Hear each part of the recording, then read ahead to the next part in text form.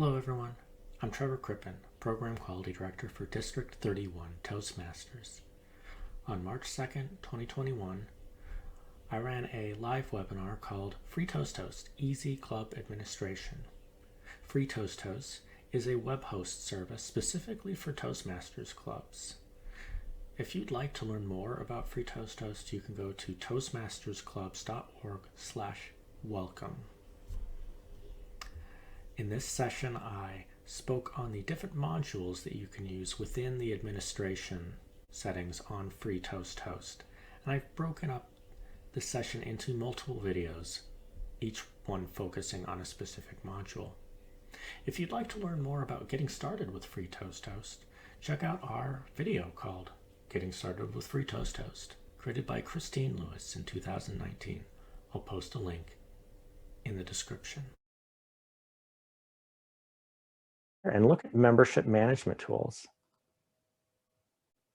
An important thing first to note about these membership management tools is that since I think it was 2018 when they updated to the current setup of FreeToastHost, they did so in a way to comply with a lot of the privacy laws that were put into place in the European Union. And those laws do require you to get some sort of positive confirmation from the people you're adding to these email lists before they can officially be added to them. And it can be a little bit of a pain when you're first getting started, but once you start to get these lists together and you have a process in place for saying, hey, if you want to continue to get meeting invites, get added to the site, please confirm or accept the invitation that came from the site. And your members should feel pretty obliged to be added in here as well, which helps you get your members lists in order. When you do want to add someone, the easiest way to start is to say quick add, and say you're adding someone who came to a meeting as a guest and you want them to be on future mailing lists. The first thing I would do is I would say add them on here and say, well, guesty McGuest, and maybe I will say their email is trevor@district31.org. And then you would save, and it would say they're now being, in order to be activated, they have to opt in within a 30-day time period. After I send this, I would then reach out to the member as my primary follow-up with them after they visited the meeting and say, hey, if you want to continue to be invited to future meetings, if you're interested in more, accept this invite and you'll be on all of our regular mailings that coming up for guests, inviting them to meetings.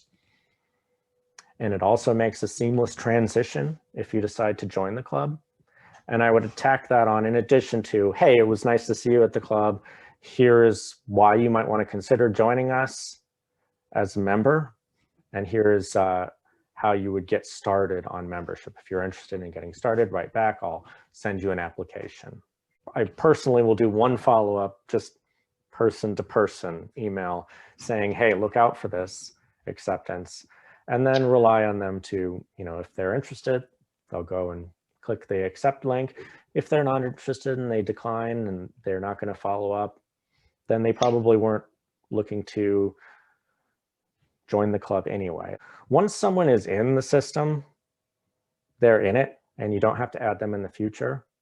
This prospects list is something that might automatically generate acceptance. This is the one way where you can get someone added in without having them to click that accept in the email. This is for if someone uses your email contact system and then checks yes on that box when they say contact us, to getting more information from the club. So if somebody fills this out, contact us, and then checks this box to be included on emails for future meetings and events, they will be added to the prospective members list, the prospects list, which is very useful because then you don't have to go through the whole rigmarole.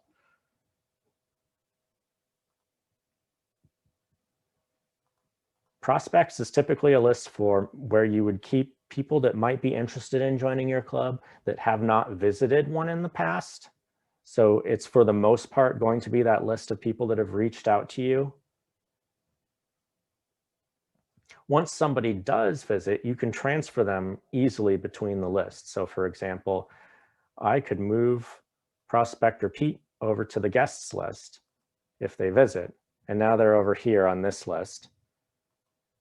And then if they join the club, I could move them to the members list. And here they are. And if they're on the members list and decide to leave the club, I could move them to the former members list. And this is a useful list to keep track of people that were members of your club in the past. Moving back to prospects again, because he's Prospector Pete after all, that's where he belongs. Some of the tools that you can use once you have these lists put together are, you can send a new member welcome. And this is, you can customize the message that you want to send here. Once somebody is accepted membership, or you can send it, you can either manually send it to people. So I could manually check Trevor Crippen and send it to him, or you could have it automatically sent to people once they're added to the members list. And in this, you can just leave in these bracketed sections to make sure they populate with the correct web URL and the club name and the member name of the selected member.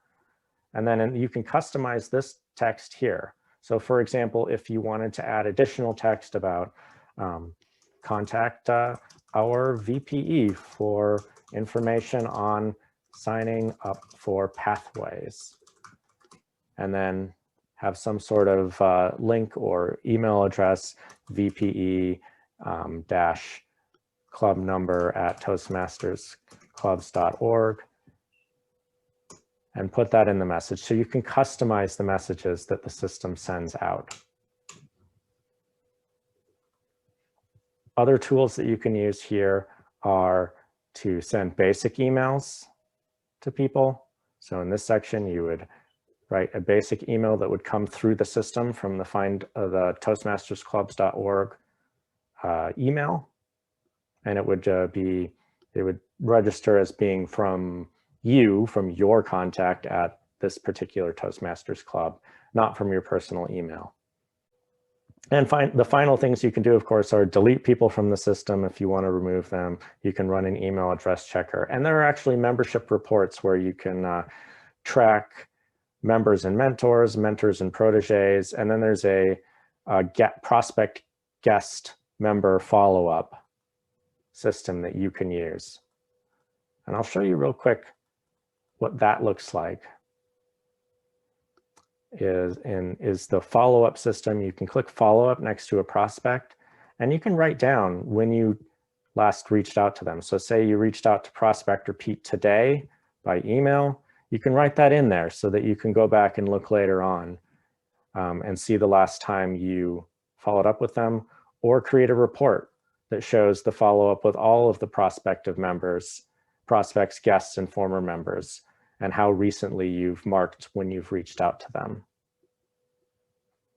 So this is a built-in system for tracking your communication with prospects and guests that are in the system.